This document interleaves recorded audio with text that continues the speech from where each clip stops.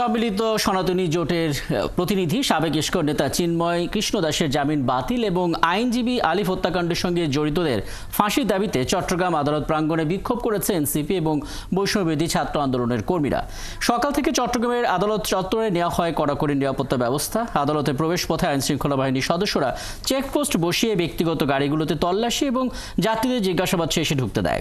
আদালত ভবনের সামনে মোতায়েন করা হয় আইনশৃঙ্খলা বাহিনীর সদস্যদের। বেলা 11টার দিকে আদালত প্রাঙ্গণে উপস্থিত হন শিক্ষার্থীরা। এ সময় তারা চিন্ময় কৃষ্ণ দাসের জামিন বাতিল চেয়ে বিক্ষোভ শুরু করেন। একই সাথে আদালত পাড়ায় চিন্ময়ের জামিন নিয়ে সংঘর্ষে নিহত অ্যাডভোকেট আলিফ হত্যার সর্বোচ্চ শাস্তি দাবি করেন তারা।